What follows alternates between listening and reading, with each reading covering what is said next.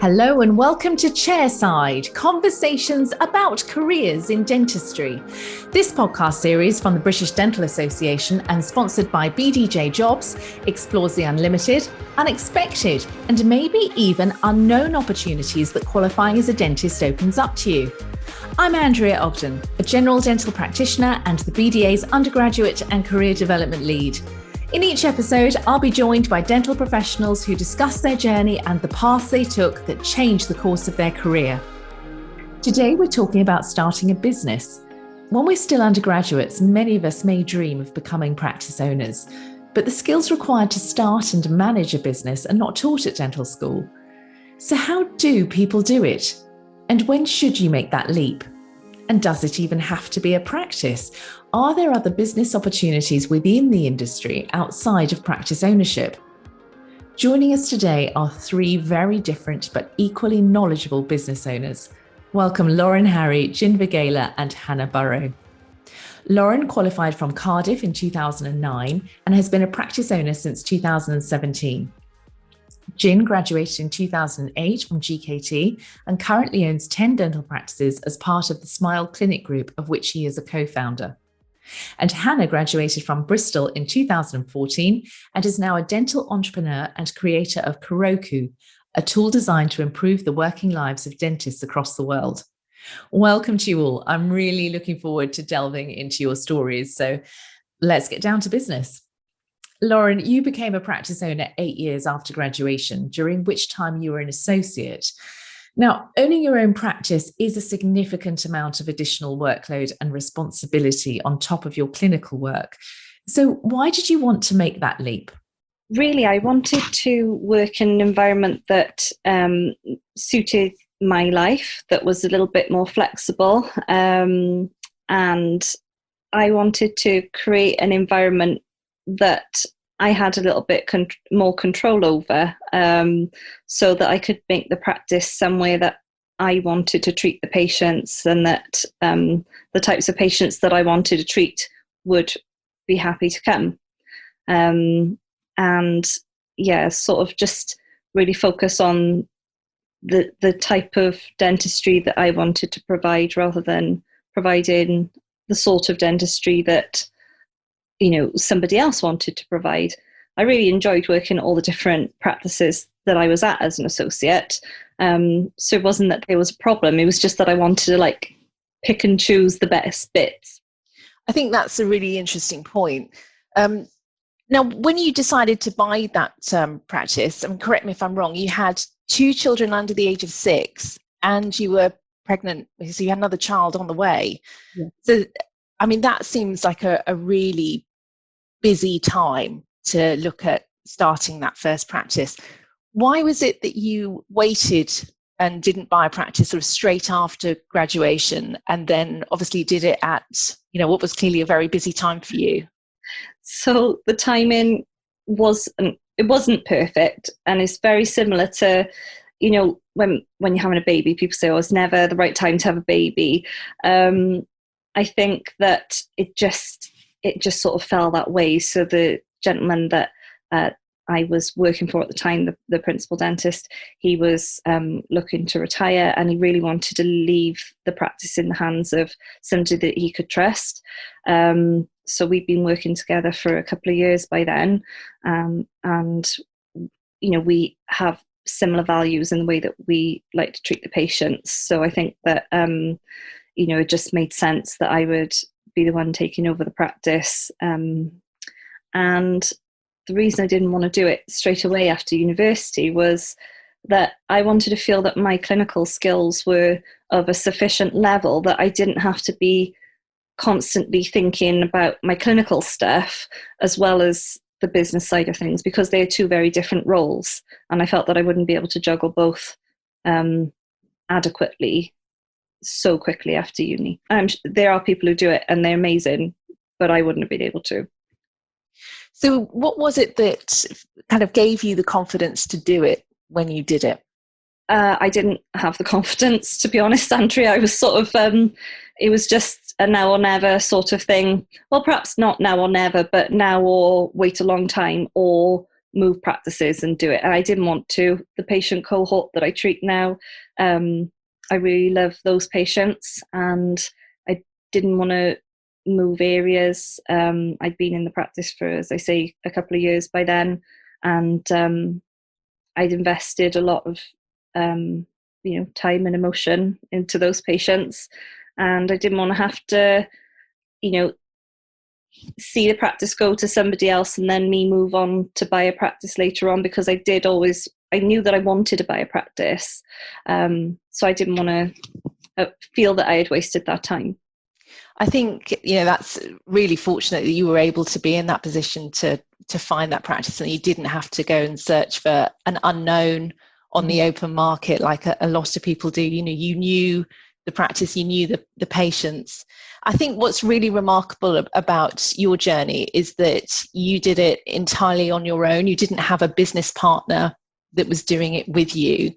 And I can't imagine what that must have been like to do that, not only on your own, but obviously with the responsibilities of children and being pregnant.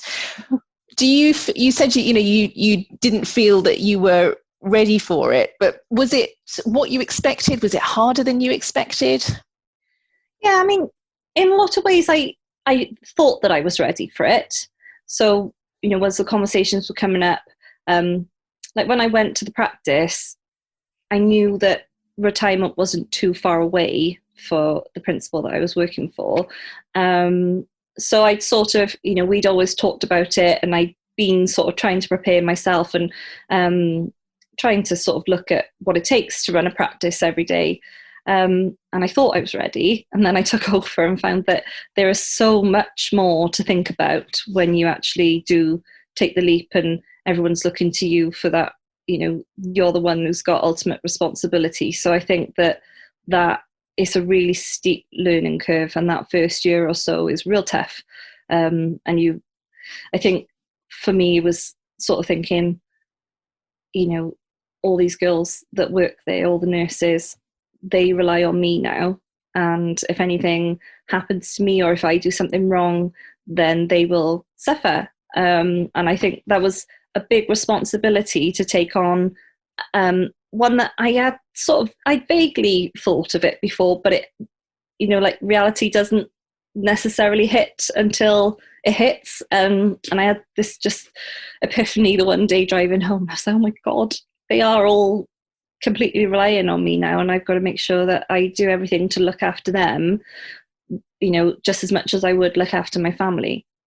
Yeah, that's a huge responsibility. And I think you're right. I think it's probably not one of the things that you think about until perhaps you're in it. So that first year, what were the hardest things that you found, or what was the steepest learning curve?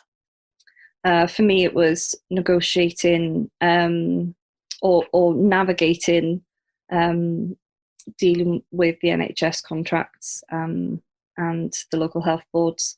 We've got a good relationship now. I've put a lot of work and effort into that relationship, but that first year was quite difficult. We had a clawback.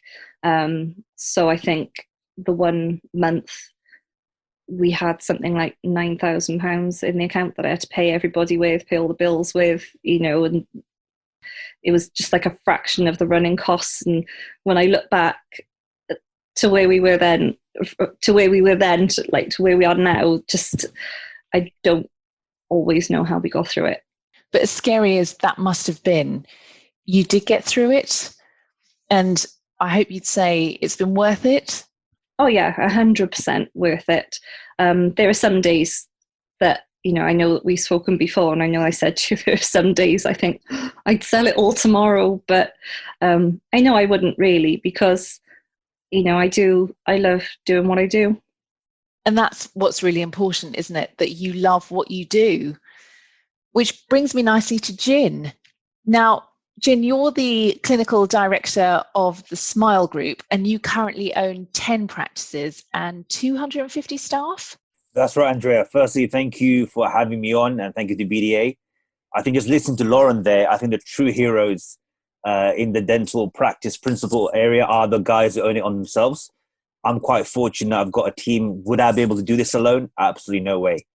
And I think listening to Lauren's story, I got admiration for those who do it alone. And one thing that struck a chord was take the leap. I think you will never be ready. If you're waiting for all your stars to align and have all the skills in the world, it'll never happen. So I think that just struck a chord with me what Lauren said. Take the leap, which is fantastic. Yeah, absolutely. It takes real courage and bravery to do that. Now, Jin, you actually started looking for practices in your foundation year, and you bought your first practice soon after that with one of your mentors.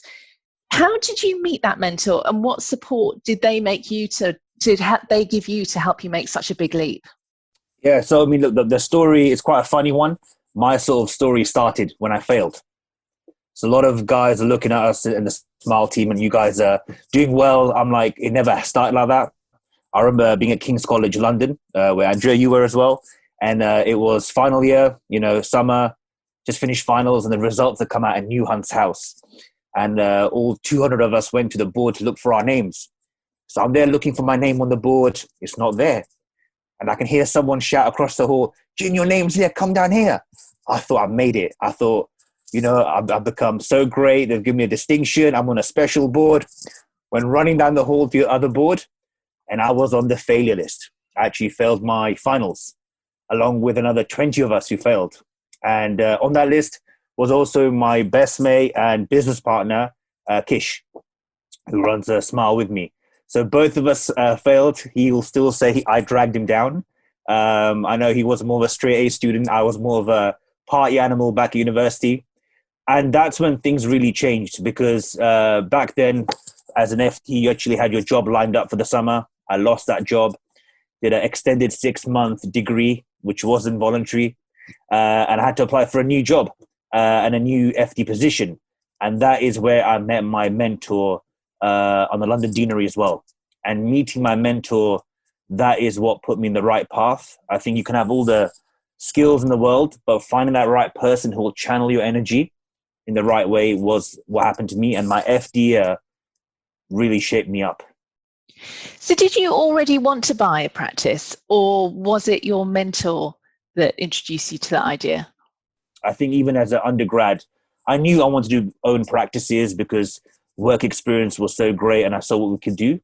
So I had a very clear vision, but then finding my mentor who was already on that path. He owned, 4 practices, doing a bit of lecturing, special interest in restorative and implants. So I sort of saw me going down that path. So I had the right support network around me that allowed me to sort of look at the practices. And that's how it happened. Bought the first one 6 months after FD training. Wow. So because your mentor already owned 4 practices already, and you were buying into a practice with your mentor, did that mean that the skills that you needed to look at business ownership and managing staff in a business was something that you learned on the job because you had somebody that was there doing it already? 100%. I had lots of energy. I mean, I remember the bank manager coming to the practice. I could hear him climbing up the steps of stairs, comes in a 3-piece suit, and he goes to me, Dr. Vaghela, welcome. We're looking at the rates. Would you like a fixed rate or a variable rate? And I looked across at Kish. I go, I don't know what he's talking about. Where do I sign? And that's how raw I was back then, looking at the finance. But having a mentor there who was already doing it gave me the opportunity to really flourish and sort of learn on the job. And the energy I had, we used it in the practices, building the right culture, the right ethos as well. And we just grew it from since then. Yeah. And the confidence, I suppose, the fact that you could take these risks, you could have gaps in your knowledge, whether it's about fixed or variable rates, because you knew that somebody was going to be there to put you straight if things went not so well to plan. 100% agree. I mean, where I've got skills in certain parts of dentistry and the business side, other members of the team bring other skills and a new skill set aboard. And together, the team gets stronger. And I think that's been fantastic to see that. And especially where the more experienced guys are, they had quite a strong network already with the business aspect and the finances and the management. So that worked out quite well as well. That's excellent. So when was it after buying that first practice that you decided to go and buy a second practice? And what is it that's driven you to keep expanding? I think from very early on, I had a clear vision along with the other guys where we wanted to own multiple practices. And when we had got the first practice, looking the part, working the part, we knew management side of it and we knew dentistry. We had a very clear vision of how to go forward. So the most important thing was clear sights of where we want to achieve, making sure we had the right team around us. And meaning by team, the right managers, the right staff members. And that allowed us to grow fairly quick with what we wanted to do. One thing which was important to us was we still wanted to keep on learning clinically as well. And I know Lauren was saying trying to balance the whole clinical and management owning practice is super difficult. Even during the last 10 years, I had 3 kids, trying to balance all that family life. So there's a lot going on. But I think having a group of us working together allowed us to sort of achieve that a bit better. So we made sure clinically, we know we're still learning, still going on courses, still getting our masters done at the Eastman. So that way we know dentistry.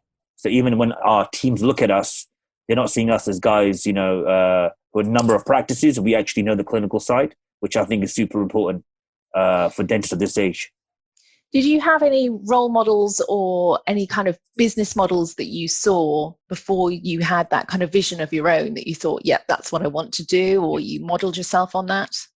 I was quite fortunate during my FD year. A lot of conferences happening. I know we're all missing them at the moment. It gave you an opportunity to rub shoulders with a lot of the corporates. And back then, a lot of the big corporates were quite smaller corporates. And again, they're all approachable. And we saw how they were working and all doing fantastic things. And that's when I looked at them and I thought, we can do the same thing. We can achieve a very similar result, if not go a bit better. Because one thing we know, all of us, even in this group here, we know dentistry inside out. We might not be financially trained or done, MBAs, but we know dentistry. We know patients. We know patient care. So based on that, we realized, look, we've got something here which we can do even more. And the more you keep on learning within dentistry and developing your skills, technology, which Hannah and the team are doing, I think is super important for our career. I completely agree. And I mean, one thing that when you look at certainly other corporates or people whose businesses have gone through rapid expansion, particularly in the number of practices that they own, one thing we tend to see is that actually they shy away from the clinical dentistry and they go more into business management, people management. But that's not what you've been doing. You've obviously maintained a clinical aspect to your job. Why is it that that's been important to you?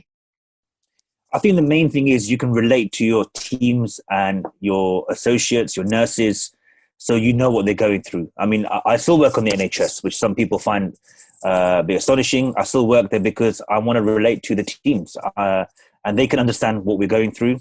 Plus, when you're teaching and educating your teams as well, that way they're growing together. So I think an important part is educating the associates and allowing them to grow along with the nursing team, the reception team.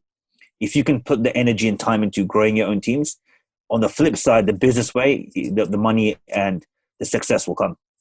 And I suppose continuing the learning keeps it interesting, keeps it inspiring for you. 100%. I think the learning never stops. I think when you feel like you know it all, you know nothing at all. And with dentistry, things are changing so much. I mean, when we qualified nearly over 10 years ago, longer than that, I think. Yeah, over 10 years ago, the way we used to manage caries and what we've got taught, totally different now. Even what we learned back at the Eastman 7-8 years ago, things are rapidly developing with new technology and you need to be adapting. So that way you're giving the very best to your patients, but also allows the practices to grow as well. Yeah, I think that makes perfect sense. I mean, you certainly need to keep doing what keeps you inspired and also feeling confident. And actually, that leads me on very nicely to talk to Hannah. Hannah, if I can quickly recap your story, you qualified from Bristol in 2014. And after your foundation training, you did a DCT post in public health. And then after only 6 months as an associate, you were accepted onto an accelerator program, Entrepreneur First. And it was with Entrepreneur First that you co-developed Kiroku, a software for dentists that streamlines and improves the quality of clinical records and makes writing clinical notes easier. And through that program, you received funding, mentors, and you're now a full-time entrepreneur. So When did you start looking at how technology could be used to improve dentists' workload?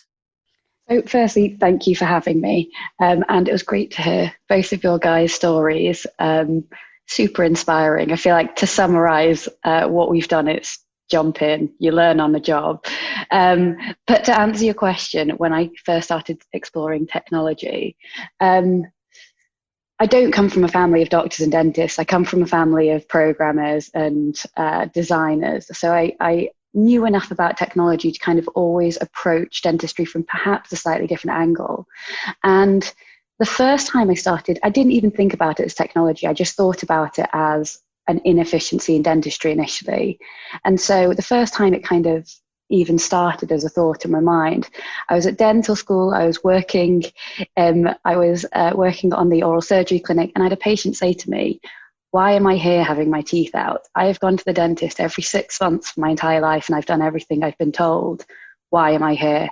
And it was just such an interesting moment because it made me realize that over the course of this man's life, he had received very inconsistent dental advice and perhaps not always been given the information that he should have been. And I don't blame the dentist on that route, because perhaps they weren't incentivized, not provided the time to do those things in a consistent way.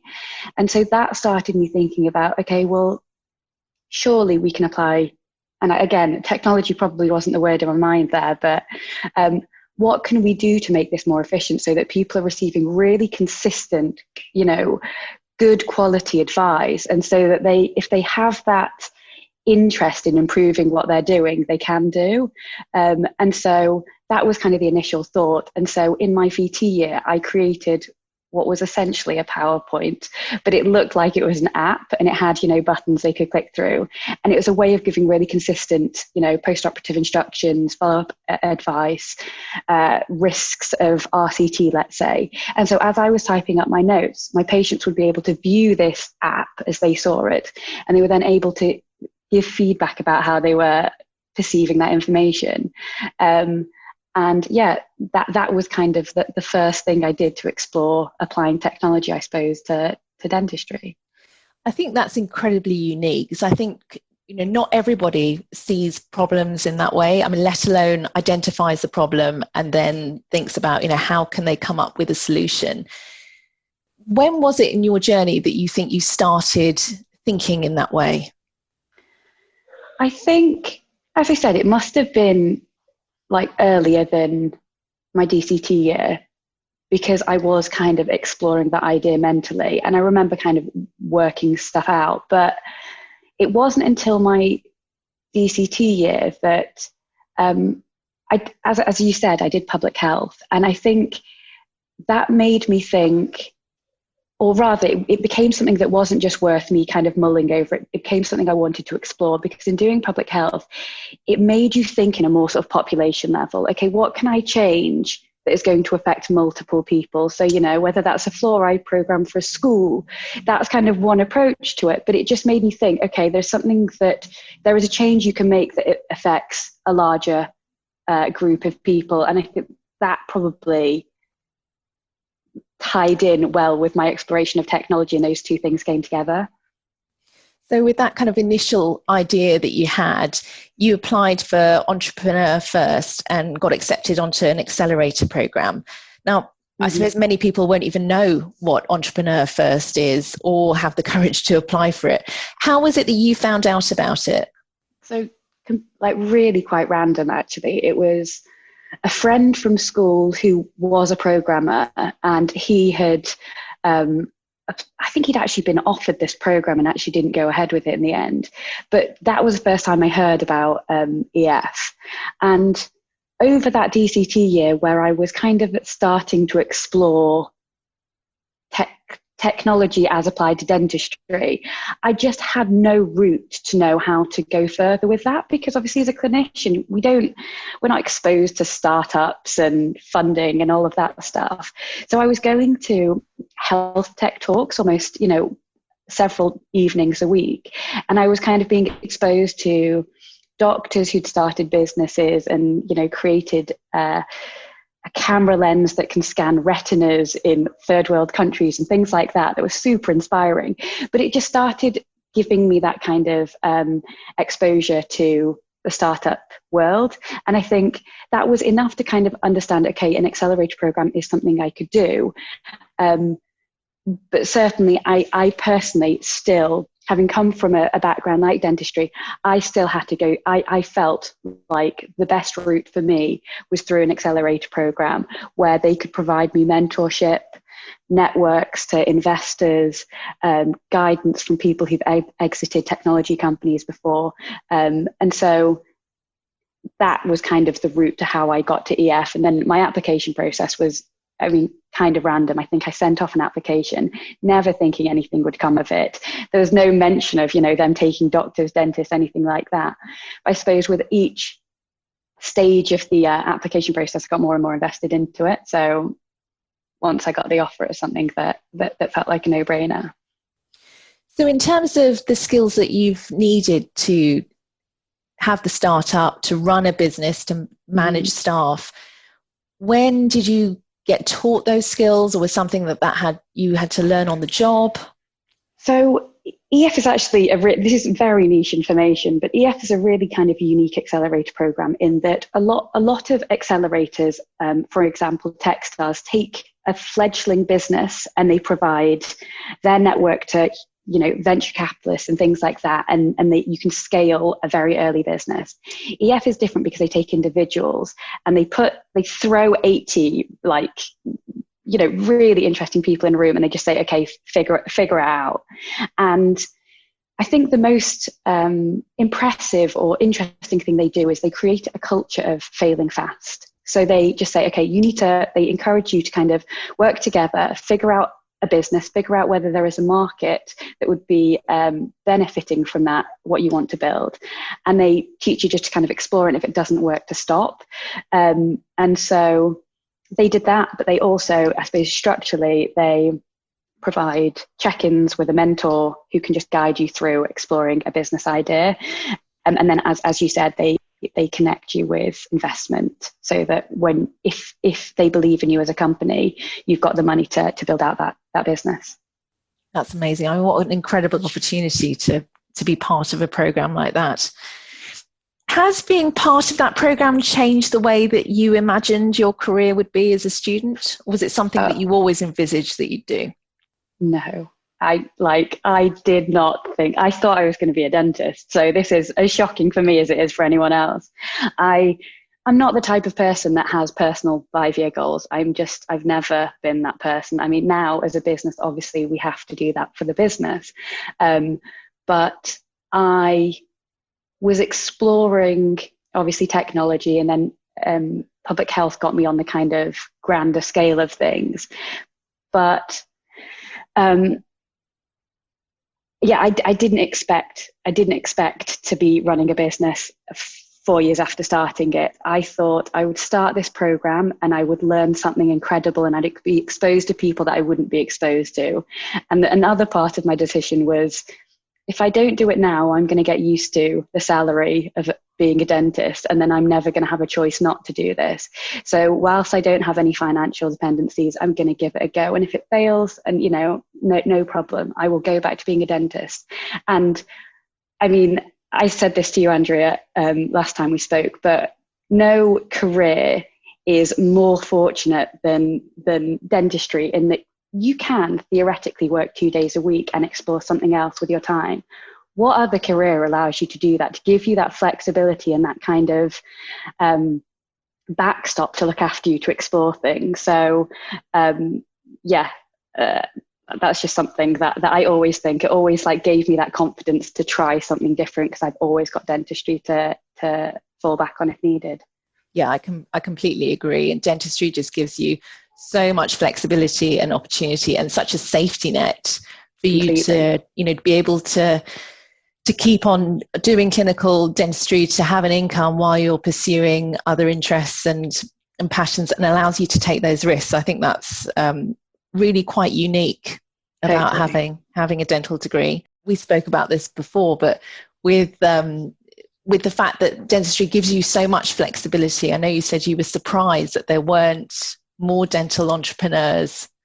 The fact that, For sure. I mean, it doesn't, I mean, my business is very related to dentistry, but it gives you that flexibility to have a kind of a portfolio of careers. You could be doing dentistry 2 days a week and something totally different if you wanted to. But I mean, yeah, it's to each person to kind of decide how they want to spend their time. Yeah, absolutely. And I think maybe now people are listening to your story. I'm sure that you'll definitely have started a trend, certainly, of more and more people Not sure about that. who'll be interested in becoming dental entrepreneurs. Jin, just a question for you. I mean, I'm sure that you're often asked, we're talking about Hannah starting her business, but in terms of people wanting to start their businesses, whether it's a practice or multi-corporate that they envisage, I'm sure you often get asked, is there a magic monetary figure that you kind of need to have saved up or need to have access to before you get that first business loan? I mean, it's a good question. I get asked fairly often, how much do we need? I mean, when I bought the first practice, keeping in mind it's over 10 years ago, we needed 10% deposit with the banks. Now, obviously, if things have changed, my main thing I would say to anyone looking is make sure you got a clear reason why you want to do it, and make sure it's not just for money.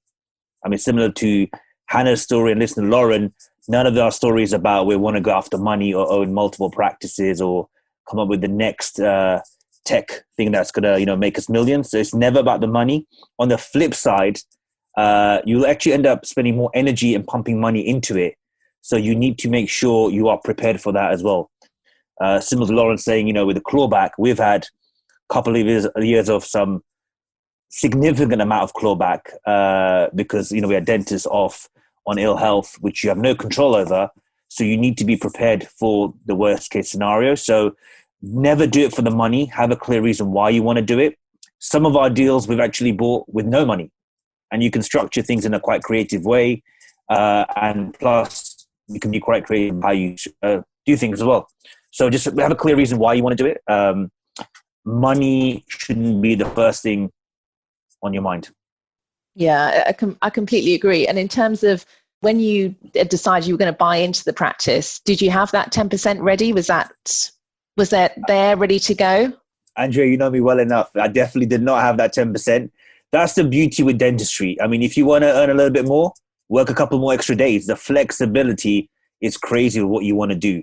Work a few Saturdays. So when we found out that, 6 months after AFD training, I did X amount, I told my boss at the time, mentor, open up Saturdays, I'm coming in. Like the Batman signal was up, Jim's coming in. And we worked, we worked late evenings till 7 o'clock, 8 o'clock at night, providing the care. And it's a beautiful opportunity. If you want to make a little bit extra, you can do. So, and within a few months, 4 or 5 months before before completion, had the money ready. So that can be done. But, in terms of how much you need, depends on what kind of practice you're looking at and the different availability as well. Sure. I mean, I think we can often assume that there are potential barriers that might even seem unsurmountable. And I think, your advice is that there are always ways around it. There shouldn't be any reason to stop you doing it if that's what you really want to do. You've just got to do it for the right reasons. 100%. As long as it's legal and GDC is not on your case, anything can be done with the right team around you. I think what you've got to do is believe in yourself. Unfortunately, with this day and age, with social media, a lot of people will judge you. If you've got a great idea, go for it. And especially with anyone out there, anyone in undergrads, young dentists, you might have a fantastic idea, such as, Hannah's plan idea. You might have a creative thing that can become something new in the future, which every dental practice will have, or in the tech industry, which will make our lives easier. So have, confidence in what you want to do, believe in it. Find the right people out there. I think the beauty with social media, you can reach out to a lot of dentists and entrepreneurs and connect with people who will be there to support you and grow with you. Absolutely. I mean, Lauren, you overcame those barriers too when you became a practice owner. And I loved it when you said that you created an environment not just where you wanted to work, but it's where you wanted your patients to be treated as well. And it gave you that level of control to be able to ensure that. If you could go back to, let's say, associate Lauren, what would be your advice that you would give to yourself before you embarked on this journey? Well, I think we've already said it a couple of times, really. It's really, really important to surround yourself with the right people, people who can share your vision and where you want to go, and they can get on board with it, because there's not just one person running that whole practice. I had a patient in today who's a cleaner in a hospital, and he said, it's crazy that the doctors and nurses talk to me about things that are going on with patients. I said, but you're part of the team. Like, it doesn't matter that they're a doctor and you're a cleaner. You're part of the team. You all are there to look after those patients. And it's the same in the practice, really, from, receptionist to hygienist to principal dentist, we're all there, supposedly there, looking after the patients, and all sort of trying to do it all in the same manner. So I think that's my number one bit of advice, really, is to all share that vision. And yeah, I think what Jim was saying, being on social media and things, it is harder these days. And you do tend to worry a lot, and you think, what if somebody's looking at the way I'm doing this and they don't agree with the way I'm doing this? But you'll never be everybody's cup of tea. You can only do the things that you think are right, and just make sure that you're doing things in an ethical way. That means that you can go home and go to bed at night and have a good night's sleep, thinking I did everything I could today to make everybody that works for me or comes to see me as a patient, to make their life better. I think that's such inspiring advice. I think, as Jin has said, you're not doing it for the money, you're doing it for the reasons for your working environment, the people that you're responsible for their working environment, and for your patients as well. And you can only, as long as your vision and your ethos and your values are in the right place, then you've just got to be true to yourself. I think, I'll echo it again. Do not do it for the money, because the first couple of years there is no money. You've got to be prepared that you're going to be driving around in a banger and going on like much cheaper holidays and things like that. But it's the difference in your quality of life. And sometimes when running the practice becomes stressful, so there were parts during this pandemic when it was really, really stressful, and you think, oh gosh, I don't have a great quality of life at the moment. It's balancing the good times with the bad, and it's looking towards that end goal, and hopefully it all pays off in the end. Yeah. Jin, what would you say to anyone that was in a similar position to you when you graduated, that has similar aspirations? I would say just go for it. Don't think twice, go for it. Reach out to anyone you want to, our profession. There's some fantastic people out there who will support you. Find the right mentor. I can't stress that. Whatever you want to do, find your mentor. And our motto in the practice is EPDP. I know Andrea's thinking, I left FD training, forget EPDP. But for us, it's energy, passion, dentistry, and party.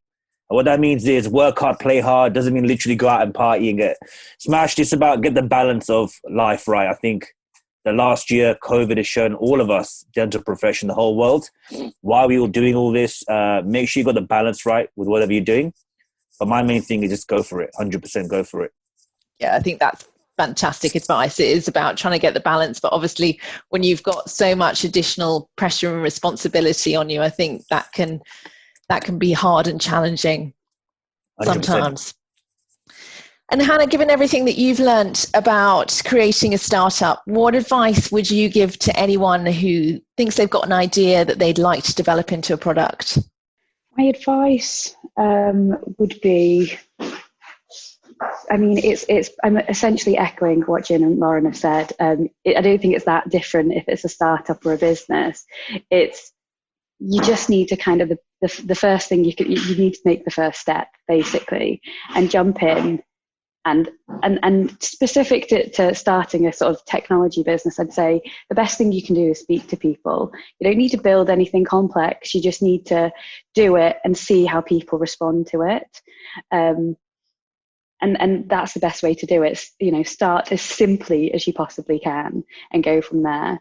So that's what I'd say specific to startup. But I mean, otherwise, I'd just echo the wisdom of Jin and Lauren, which is surround yourself with people who know the things that you don't, and I would say, do not shy away from what you don't know. And so you can surround yourselves with the people who know those things and can support you on your journey. And in knowing what you don't know, allow that to as an opportunity to educate yourself on that thing as well. Don't shy away from what you don't know. I love that. That is such important advice for all of us. And of course, the mantra we've all been repeating today is you've just got to take the leap. Like, there really is no perfect time. It's all been really inspiring. Thank you so much for joining me. What I've particularly loved from talking to you all is not just hearing about your fascinating journeys, but you've all made it so clear how unique dentistry is at providing a safety net to pursue something that you're passionate about. And the fact that it allows you to take risks. You've also shown the importance of surrounding yourself with really good people and, of course, holding on to that self-belief. I think often we can see many barriers to particularly starting a business, be it lack of knowledge and training or perhaps financial hurdles. But what you've all shown is that no matter your situation, they can all be overcome. And the opportunity and flexibility that dentistry provides helps to enable that. Lauren Harrhy, Jin Vaghela and Hannah Burrow, thank you for joining me today, and good luck with all the exciting ventures that lay ahead. This is Chairside, Conversations on Careers in Dentistry, a podcast for the British Dental Association. If you like this episode, please check out the others in this series. And to find your perfect job in dentistry, head over to bdjjobs.com.